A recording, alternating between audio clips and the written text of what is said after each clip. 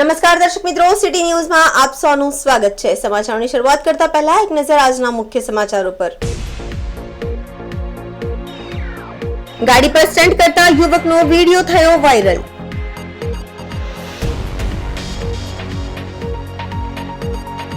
બાગડાવાડા વિસ્તારના લોકોએ પાણીના મુદ્દે કલેક્ટર કચેરી પર હલ્લાબોલ કર્યો।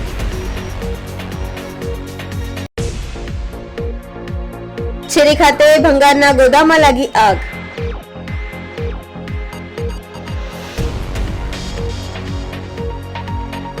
સેલવાસમાં સંઘનો ધ્યેય સંગમ કાર્યક્રમનું આયોજન। હવે સમાચાર વિગતવાર જોઈએ।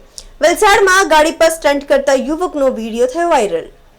ગ્રીન પાર્ક વિસ્તારમાં બોનેટ પર બેસી એક યુવકે સીન સપાટા કર્યા હતા। વિડિયો વાયરલ થતા પોલીસે કાર્યવાહી હાથ ધરી। ગાડી પર સ્ટન્ટ કરતા અબ્દુલ કાદરી અને મોહમ્મદ સલીમની અટકાયત કરી છે। ગાડીના બોનેટ પર બેસી સીન સપાટા કરવા ભારે પડ્યા।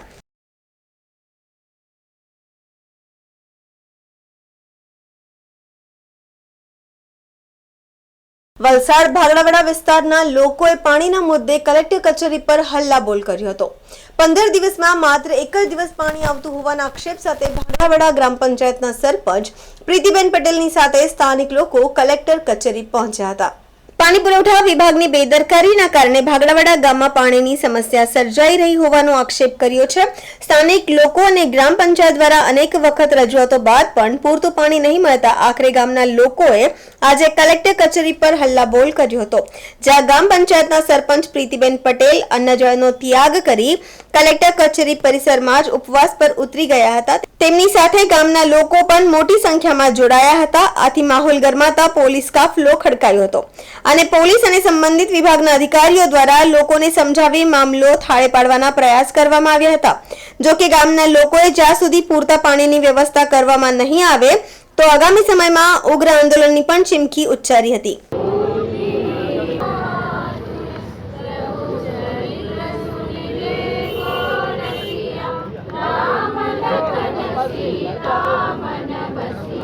મારું નામ પ્રીતિ પટેલ છે। વલસાડ જિલ્લાની અંદર ભગડાખુટ ગામ એ છેવાડાને આવેલું છે। નદીને દરિયાની વિસ્તાર ટાપુમાં અડીને આવેલું છે। ખારપાટ એરિયો છે, નોનસોસ એરિયો છે, સરકારમાં જાહેર કરેલું છે।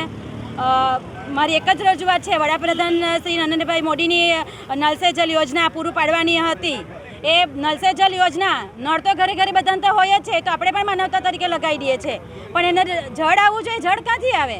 જળ જ નથી આવતું। એટલે જળના માટેની જ આજની મારી ભૂખ હડતાલ છે। લોકો અન્ન ત્યાગ કરે છે, પણ મેં પાણીનો અને અન્નનો બેવ અન્ન ત્યાગ કર્યો છે કે જ્યારે પણ મને પાણી મળે તો હું માટલા લઈને જ આવી છે કે માટલા ભરી લઈને જઈ શકું અહીંથી। 2012માં પણ સરપંચમાં હતી, ત્યારે પણ વારંવાર રજૂઆત કરી।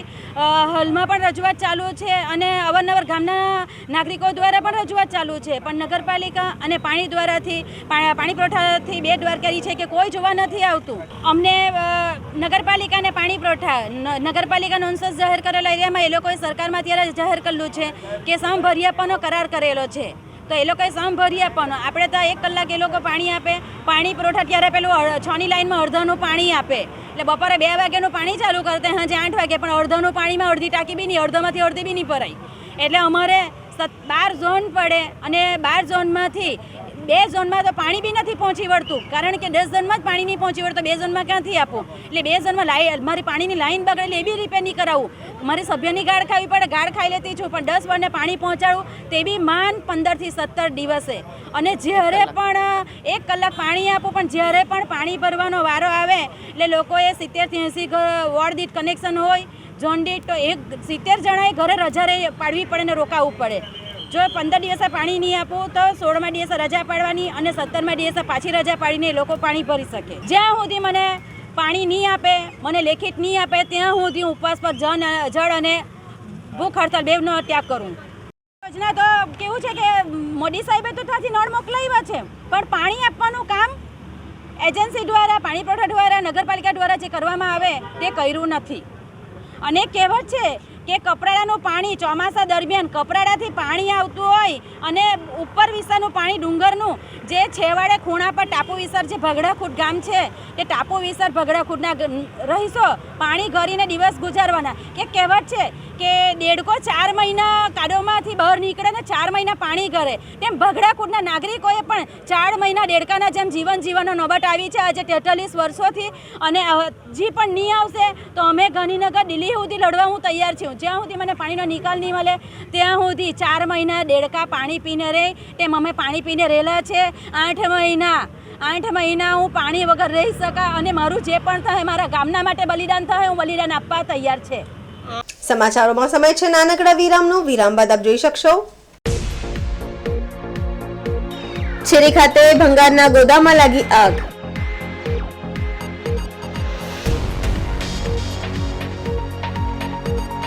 સેલવાસમાં સંઘનો ધ્યેય સંગમ કાર્યક્રમનું આયોજન.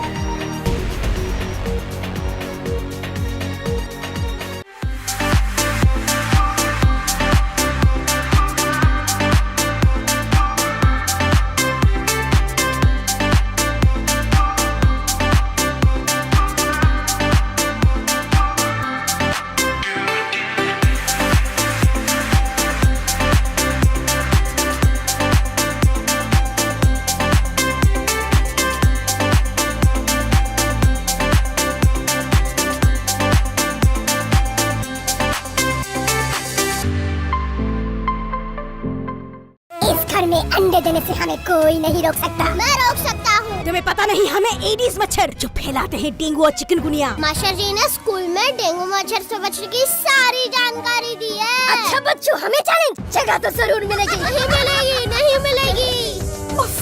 यहाँ तो पूरे इंतजाम है. डेंगू की रोकथाम के लिए कूलरों के पानी को हर हफ्ते बदलें, बाल्टी और टंकियों को अच्छी तरह से ढककर रखें, पूरी आस्तीन के कपड़े पहनें, मच्छर भगाने वाली क्रीम, कॉइल और अगरबत्ती का इस्तेमाल करें. डेंगू से लड़े मतलब डेंगू से बचे.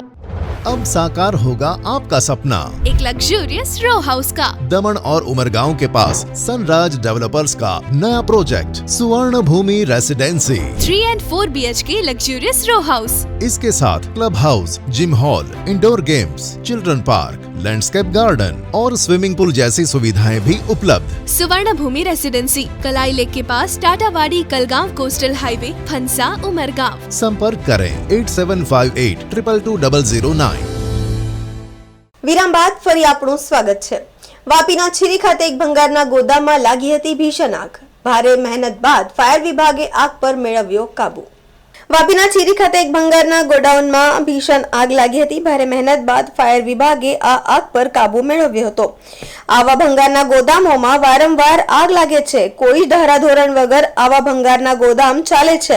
આગના કારણે પર્યાવરણને નુકસાન થતું હોય છે, પણ જીપીસીબી આ બાબતે મૌન કેમ છે? આગ લાગ્યા બાદની પરિસ્થિતિઓ પર કોઈનું નિયંત્રણ નહીં. સતત એની રાખ આજુબાજુના વિસ્તારમાં પ્રસરતી રહે છે. તંત્રની રહેમ નજર હેઠળ ચાલતા આ ગોદામ ક્યારેક મોટી હોનારત સર્જાય તો નવાય નહીં. આગ લાગવાનું કારણ હજી જાણી શકાયું નથી.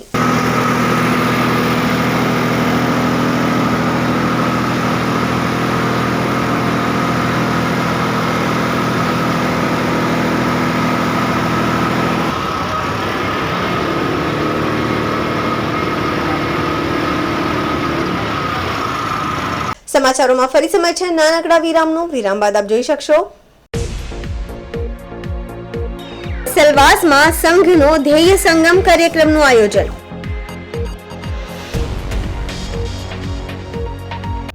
अब साकार होगा आपका सपना. एक लग्जूरियस रो हाउस का. दमन और उमरगांव के पास सनराज डेवलपर्स का नया project Suvarna Bhoomi residency 3 and 4 BHK luxurious row house. इसके साथ club house, gym hall, indoor games, children park, landscape garden और स्विमिंग पूल जैसी सुविधाएं भी उपलब्ध. सुवर्ण भूमि रेसिडेंसी कलाई लेक के पास टाटावाड़ी कलगांव कोस्टल हाईवे फंसा उमरगांव. संपर्क करें 8758222009.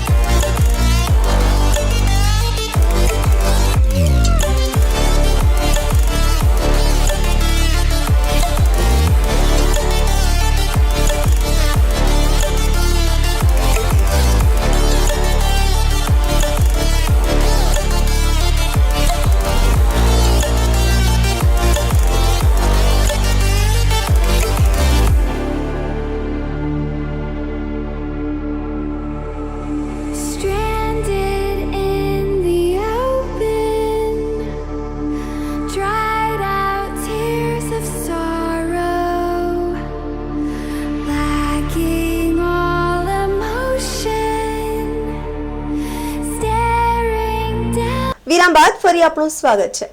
સેલવાસમાં સંઘનો ધ્યેય સંગમ કાર્યક્રમનું આયોજન કરવામાં આવ્યું. મુસ્લિમ સમાજ દ્વારા આ કાર્યક્રમનું સ્વાગત કરવામાં આવ્યું.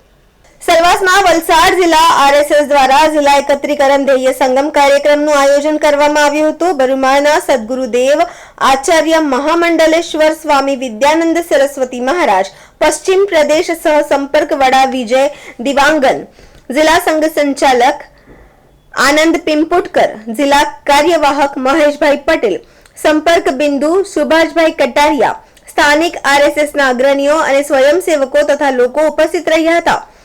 સાંજે 4 વાગ્યે તમામ સ્વયંસેવકો અને સંઘના કાર્યકરો ઝંડા ચોક શાળા સંકુલ અને બહુમાળી સંકુલમાં એકઠા થયા હતા. સંઘનો ધ્વજ ફરકાવ્યો હતો. ત્યારબાદ સેલવાસના માર્ગો પર સંઘના સ્વયંસેવકોએ સંપૂર્ણ ગણવેશમાં દેશભક્તિની ધૂન સાથે પથ સંચલન કર્યું હતું. એનું અનેક સ્થળોએ સ્વાગત કરવામાં આવ્યું હતું અને એને આકર્ષણ જમાવ્યું હતું. સેલવાસના કસ્તુરી ગ્રાઉન્ડમાં આયોજિત કાર્યક્રમ દરમિયાન બરુમાળના પરમ પૂજ્ય વિદ્યાનંદ સરસ્વતી મહારાજે આશીર્વચન પાઠવ્યા હતા. જ્યારે મુખ્ય વક્તા વિજય દિવાંગને સ્વયંસેવકોને સંબોધન કરતા જણાવ્યું હતું કે ઈસવીસન 1925માં સંઘની સ્થાપના થયા બાદ હવે ઈસવીસન 2025માં આ સ્થાપના દિવસ તેના શતાબ્દી વર્ષ તરીકે ઉજવવામાં આવશે. આજે આરએસએસ ભારતમાં એક શક્તિશાળી સામાજિક સેવા સંસ્થા તરીકે કામ કરી રહ્યું છે. તેથી સ્વયંસેવકોએ શાખામાં નિયમિતપણે હાજર રહેવું જોઈએ. સંઘના અન્ય અગ્રણી મહેશભાઈ પટેલ, આનંદ પિંપુટકરે પણ સભાને સંબોધી હતી. દાદરાનગર હવેલી, દમણ અને વલસાડ જિલ્લાના સેંકડો કાર્યકરોએ સભા સ્થળે તેમની હાજરી દર્શાવી હતી. કાર્યક્રમ દરમિયાન મોટી સંખ્યામાં શહેરના વેપારીઓ, ઉદ્યોગપતિઓ અને સામાન્ય લોકો પણ આરએસએસના કાર્યક્રમમાં ઉપસ્થિત રહ્યા હતા. સેલવાસ પોલીસે સમગ્ર કાર્યક્રમ દરમિયાન કાયદો અને વ્યવસ્થાની જાળવણી માટે પૂરતો બંદોબસ્ત જાળવ્યો હતો. સેલવાસના મુખ્ય માર્ગો પર સંઘના સ્વયંસેવકોનું સંપૂર્ણ ગણવેશમાં પથ સંચલન આકર્ષણનું કેન્દ્ર બન્યું હતું. તો મુસ્લિમ સમાજ દ્વારા સ્વાગત પણ કરવામાં આવ્યું હતું.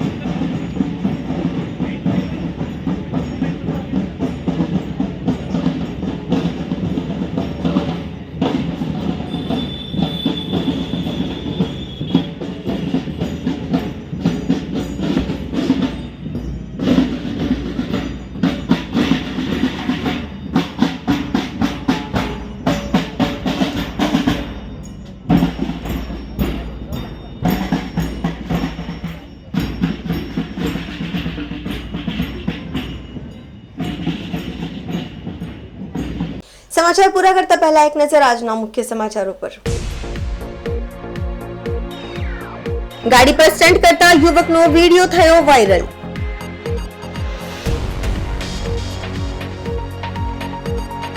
બાગડાવાડા વિસ્તારના લોકોએ પાણીના મુદ્દે કલેક્ટર કચેરી પર હલ્લાબોલ કર્યો.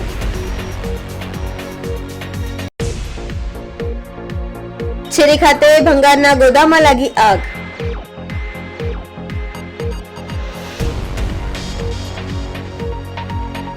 સેલવાસમાં સંઘનો ધ્યેય સંગમ કાર્યક્રમનું આયોજન. તો આ હતા અત્યાર સુધીના સમાચારો. જોતા રહો સિટી ન્યૂઝ. નમસ્કાર.